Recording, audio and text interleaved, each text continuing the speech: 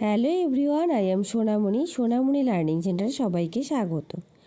আজ আমি নিয়ে এসেছি রায় ও মার্টিন প্রশ্ন বিচিত্রা ষষ্ঠ শ্রেণীর ভূগোলের মডেল সেট 1।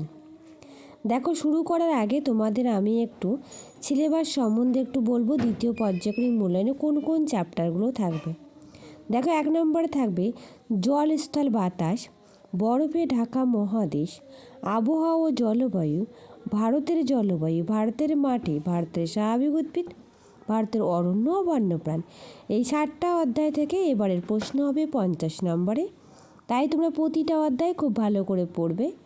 তাহলে চলো শুরু করা যাক আজকের পর্বটি। Model set 1 Alipurduar new towns girls high স্কুলের প্রশ্নপত্র। দেখো, মডেল সেট 1 একের দাগে দেওয়া আছে, সঠিক উত্তরটি নির্বাচন করো। 1 নম্বর প্রশ্ন, স্ট্র্যাটোস্ফিয়ারে যে গ্যাস অতি বেগুনি রশ্মি শোষণ করে সেটি হলো। সঠিক উত্তরটি হবে অপশন বি, ওজোন।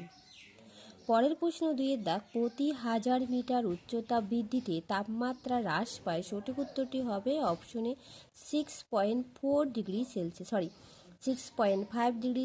উষ্ণতা হ্রাস পায়। অ্যাকচুয়ালি কিছু কিছু বইয়ে রয়েছে 6.4, আমি সেই হিসাবে বলতে গিয়েছিলাম, কিন্তু তোমাদের বইয়ে রয়েছে 6.5 ডিগ্রি সেলসিয়াসে উষ্ণতা হ্রাস পায়। পরের প্রশ্ন দেখো, 3 দাগ, পৃথিবীর কেন্দ্রমণ্ডলের উপরের স্তরটি হলো। সঠিক উত্তরটি হবে গুরুমণ্ডল। তাহলে সবার উপরে থাকে ভূত্বক, তারপর থাকে গুরুমণ্ডল, তারপর থাকে কেন্দ্রমণ্ডল। তাহলে কেন্দ্রমণ্ডলের উপরের স্তরটির নাম কি? গুরুমণ্ডল। পরের প্রশ্ন দেখো, 4 দাগ, পৃথিবীর বৃহত্তম মহাসাগর হলো। সঠিক উত্তরটি হবে অপশনে প্রশান্ত মহাসাগর।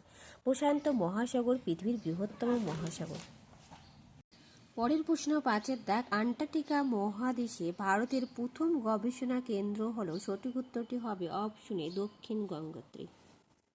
পরের প্রশ্ন 6 দাগ, সমুদ্রের কাছাকাছি অঞ্চলের জলবায়ু কি? সমভাবাপন্ন, অর্থাৎ আরামদায়ক। পরের প্রশ্ন 7 দাগ, বায়ুর আর্দ্রতা মাপক যন্ত্রের নাম হাইগ্রোমিটার। আর ব্যারোমিটার কি? বায়ুর চাপ মাপার যন্ত্রের নাম রেনগজ বৃষ্টিপাত মাপক যন্ত্রের নাম। পরের প্রশ্ন দেখো 8 দাগ, পশ্চিম ভারতে ধূলিঝড় হলো আদি। অপশন বি সঠিক উত্তর। পরের প্রশ্ন 9 দাগ, জৈব পদার্থের পরিমাণ সবচেয়ে বেশি থাকে পার্বত্য অঞ্চলের মাটিতে। পার্বত্য অঞ্চলের মাটিতে কি থাকে? জৈব পদার্থের পরিমাণ বেশি থাকে।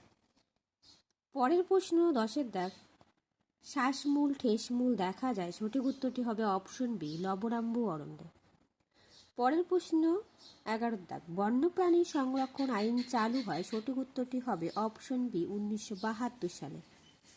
পরের প্রশ্ন 12 দাগ, সর্পগন্ধা থেকে তৈরি ঔষধ যা উচ্চ রক্তচাপ কমায় তা হলো। সঠিক উত্তরটি হবে অপশন বি, রেসারফিন। আর কুইনাইন পাওয়া যায় সিনকোনা গাছ থেকে। ম্যালেরিয়ার ঔষধ তৈরি করা হয়। এরপর দেখো 2 দাগ, শূন্যস্থান পূরণ করো যে কোনো 4টি। 1 দাগে বলেছে ভূপৃষ্ঠ থেকে উপরে 16 কিলোমিটার পর্যন্ত যে বায়ুস্তর আছে তার নাম টপোস্ফিয়ার। কি বললাম? টপোস্ফিয়ার। পরের প্রশ্ন 2 দাগ, পৃথিবীর অভ্যন্তরে ড্যাশ স্রোতই মহাদেশ সঞ্চরণের মূল কারণ। উত্তর লিখবে পরিচলন স্রোত। কি বললাম? পরিচলন স্রোত। পরের প্রশ্ন 3 দাগ, ভারতের জলবায়ু ক্রান্তীয় মৌসুমী প্রকৃতির। কেমন? ক্রান্তীয় মৌসুমী প্রকৃতির। পরের প্রশ্ন 4 দাগ, ড্যাশ শিলা গঠিত অঞ্চলে কালো মাটি দেখা যায়। উত্তর হবে ব্যাসাল শিলা অঞ্চলে কালো মাটি দেখা যায়। পরের প্রশ্ন 5 দাগ, সিনকোনা গাছ থেকে কুইনাইন তৈরি হয়। এই সিনকোনা গাছ থেকে কুইনাইন তৈরি হয়, সেটা ম্যালেরিয়ার ঔষধ তৈরি করা হয়, একটু আগে আমি বললাম। এরপর দেখো 3 দাগে এক কথায় উত্তর দাও যে কোনো 4টি। 1 দাগে বলেছে আন্টার্কটিকার পৃথিবীর দীর্ঘতম হিমবাহের নাম কি? উত্তর হবে ল্যাম্বার্ট। পরের প্রশ্ন 2 দাগ, বায়ুর গতিবেগ মাপা হয় কোন যন্ত্রের সাহায্যে? উত্তর হবে অ্যানিমোমিটার যন্ত্রের সাহায্যে। পরের প্রশ্ন 3 দাগ, ভারতের কোন রাজ্যে বছরে 2বার বৃষ্টিপাত হয়? উত্তর লিখবে তামিলনাড়ু রাজ্যে বছরে 2বার বৃষ্টিপাত হয়। পরের প্রশ্ন, রবার, রোজউড, মেহগনি কোন ধরনের অর্থাৎ কোন অরণ্যের প্রধান উদ্ভিদ? ক্রান্তীয় চিরহরিত অরণ্যের প্রধান উদ্ভিদ। পরের প্রশ্ন 5 দাগ, ভারতের একটি অভয়ারণ্যের নাম লেখো। উত্তর লিখবে জলদাপাড়া। এরপর দেখো 4 দাগ, নিচের প্রশ্নগুলির সংক্ষিপ্ত উত্তর দাও যে কোনো 4টি। একের দাগে বলেছে সমষ্ণ রেখা কাকে বলে। তোমাদের টেক্সট বইয়ের 52 নম্বর পেজে রয়েছে, চলো দেখো উত্তর। সমষ্ণ রেখা পৃথিবীর মানচিত্রে সমান গড় উষ্ণতাযুক্ত স্থানগুলোকে যে রেখা দ্বারা যুক্ত করা হয় তাকে সমষ্ণ রেখা বলে। 2 নম্বরে থাকলে এতটুকু লিখবে, যদি একটু বেশি থাকে তাহলে যে পর্যন্ত আমি দাগিয়ে রেখেছি সমষ্ণ রেখা কাছাকাছি অবস্থান করলেও কখনো পরস্পরকে ছেদ করে না, এই পর্যন্ত লিখবে। পরের প্রশ্ন 2 দাগ, কার্যকরী সৌর বিকিরণ বলতে কি বোঝো? এটিও টেক্সট বই 46 নম্বর পেজে রয়েছে। দেখো উত্তর। সূর্যরশ্মি 200 কোটি ভাগের 1 ভাগ মাত্র পৃথিবীতে এসে পৌঁছায়, একে বলা হয় ইনসুলেশন, ইনকামিং সোলার রেডিয়েশন বা আগত সৌর বিকিরণ। আগত সৌর বিকিরণকে 100% ধরলে তার মাত্র 51% ভূপৃষ্ঠকে উত্তপ্ত করে, তাই একে বলা হয় কার্যকরী সৌর বিকিরণ। এটুকু লিখবে। পরের প্রশ্ন 3 দাগ, জলচক্র কি? তোমাদের টেক্সট বইয়ে 34 নম্বর পেজে সুন্দর দেওয়া আছে। দেখো উত্তর। জলচক্র কাকে বলে? সূর্যের তাপে নদ নদী, জলাশয়, সমুদ্র থেকে জল বাষ্প হয়ে বাতাসে মিশে এখান থেকে শুরু করে নিচে দেখো জলচক্র বলে। এইভাবে জল কখনো মেঘ, কখনো বৃষ্টি, আবার কখনো কঠিন বরফ, তুষার রূপে আকাশ আর পৃথিবীর মধ্যে ক্রমাগত আবর্তিত হয়ে চলেছে। জলের এই চক্রাকার আবর্তন হলো জলচক্র। এইটুকু লিখবে, তাহলে হয়ে যাবে। পরের প্রশ্ন 4 দাগ, পশ্চিমী ঝঞ্ঝা বলতে কি বোঝো? দেখো উত্তর। পশ্চিমী ঝঞ্ঝা এখান থেকে শুরু করবে। এই সময় ভারতে স্থলভাগের উপর দিয়ে শীতল শুষ্ক উত্তর পূর্ব মৌসুমী বায়ু প্রবাহিত হয়। সারা ভারতে এই সময় তেমন বৃষ্টিপাত হয় না। শীতকালে মাঝে মাঝে 2-4 দিন একটানা আকাশ মেঘলা থাকে ও ঝিরঝিরি বৃষ্টি হয়, একে পশ্চিমী ঝঞ্ঝা বলা হয়। পরের প্রশ্ন 5 দাগ, খাদার ও ভাঙর মাটি কাকে বলে? এটা আমি বলে দিচ্ছি। খাদার বলতে নবীন পলিমাটিকে বলা হয়, আর ভাঙর বলতে প্রাচীন পলিমাটিকে বলা হয়। আমি লিখে দিচ্ছি, একটু দেখো। দেখো উত্তর। খাদার নবীন পলিমাটিকে বলে আর ভাঙর প্রাচীন পলিমাটিকে বলে। এরপর দেখো 5 দাগ, নিচের প্রশ্নগুলি সংক্ষিপ্ত উত্তর দাও, যে কোনো 4টি। 1 নম্বরে বলছে আবহাওয়া ও জলবায়ুর যে কোনো 2টি পার্থক্য লেখো। দেখো উত্তর। তোমাদের টেক্সট বইয়ের 45 নম্বর পেজে খুব সুন্দর করে দেওয়া আছে আবহাওয়া ও জলবায়ুর পার্থক্য। আবহাওয়া কি বলছে? আবহাওয়া কোনো নির্দিষ্ট স্থানে নির্দিষ্ট সময়ের বায়ুমণ্ডলের বিভিন্ন উপাদানের অবস্থা। আর জলবায়ু হলো কোনো অঞ্চলে 30 থেকে 35 বছর আবহাওয়ার গড় অবস্থা। আবহাওয়া কী হয়? প্রতিদিন, এমনকি প্রতি মুহূর্তে বদলায়। আর জলবায়ু প্রতিদিন বদলায় না, 30 থেকে 35 বছর পর বদলায়।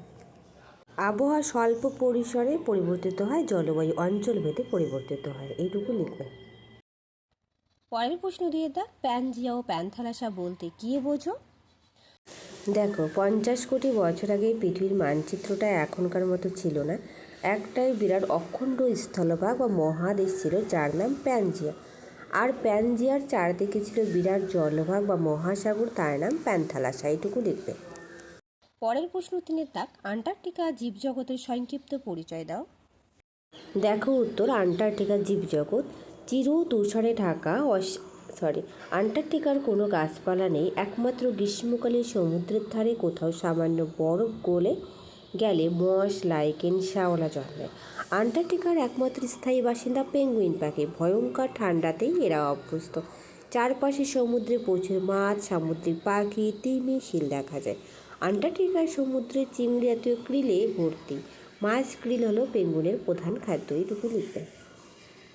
পরের প্রশ্ন 4 দাগ, মৃত্তিকা সংরক্ষণের যে কোনো 3টি উপায় লেখো। দেখো, তোমাদের টেক্সট বইয়ে 86 নম্বর পেজে খুব সুন্দর করে দেওয়া আছে মাটির সংরক্ষণ।